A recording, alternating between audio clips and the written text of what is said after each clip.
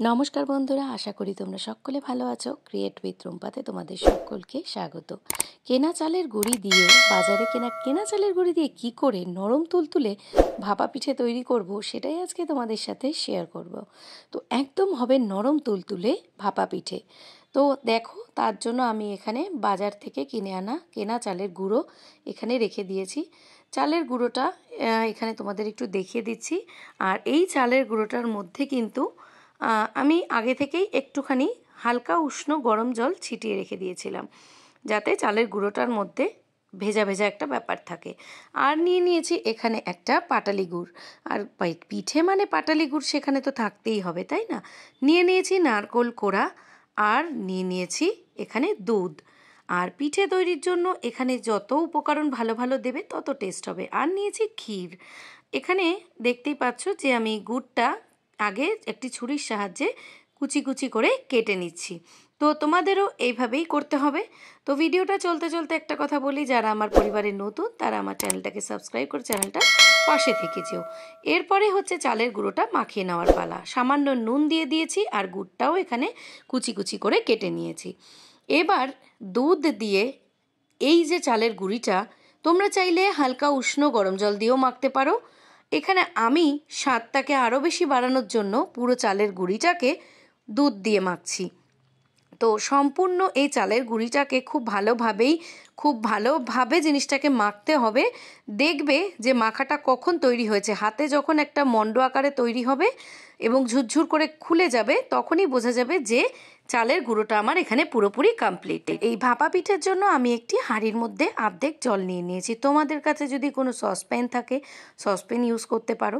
তো দেখো এখানে আমার চালের গুঁড়োর ব্যাপারটা কীরকম, একটা মণ্ড আকারে তৈরি হচ্ছে, অথচ জাস্ট একটু হালকা প্রেস করলে কিন্তু চালের গুঁড়োটা খুব সুন্দর ঝুরঝুরে খুলে যাচ্ছে। একদম হালকা হয় এটা।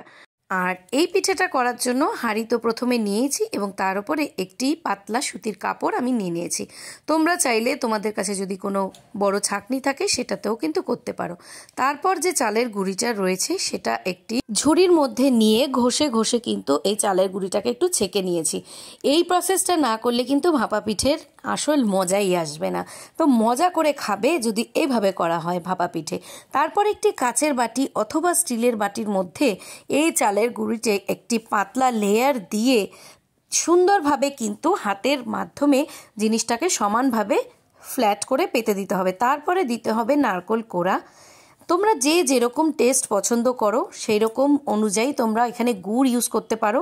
আমি এখানে যেহেতু ক্ষীর ইউজ করেছি স্বাদটাকে আরও বেশি বাড়ানোর জন্য, তো তোমরা চাইলে এখানে ক্ষীর নাও ইউজ করতে পারো। তারপর আরও বেশ কিছুটা চালের গুঁড়ো নিয়ে খুব সুন্দর কিন্তু হাতের সুন্দর আকৃতির সাহায্যে কিন্তু এই পিঠেটাকে একটা সুন্দর শেপ দিতে হবে। খুব সুন্দরভাবে হালকা হাতে প্রেস করে জিনিসটা চাপতে হবে। বেশি যদি চাপা হয় তাহলে কিন্তু এই ভাপা পিঠের ভাপটা পিঠের মধ্যে না গেলে কিন্তু ভালো হবে না। এরপর একটি পাতলা সুতির কাপড় ওই বাটির ওপর দিয়ে হাতের ওপর রেখে জিনিসটাকে বাটি থেকে ছাড়িয়ে কিন্তু এই হাঁড়ির ওপরে জিনিসটাকে বসিয়ে দিতে হবে। তো তোমরা একটু ভিডিওটা ফলো করো, তাহলে পরেই কিন্তু তোমরা বুঝতে পারবে যে কী প্রসেসে এই হাঁড়ির ওপরে এই পিঠেটাকে সুন্দরভাবে সাজিয়ে দেওয়া হচ্ছে। এরপর একটি ঢাকা দিয়ে দিতে হবে। ঠিক 7 থেকে 8 মিনিট পর এই কাপড়টা জাস্ট সরালে বোঝা যাবে যে পিঠেটা কিন্তু আমাদের পুরোপুরি কমপ্লিট। অপূর্ব সুন্দর হয়েছে দেখতে, জাস্ট নরম তুলতুলে।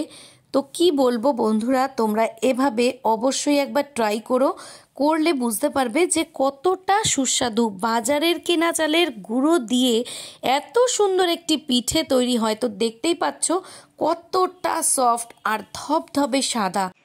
শীতের সন্ধ্যা বা শীতের জলখাবারে কিন্তু এমন যদি একটা পিঠে তৈরি হয় তো কার না ভালো লাগে। তো তোমাদের কেমন লাগলো এই ভাপা পিঠের রেসিপিটা কেনা চালের গুঁড়ো দিয়ে?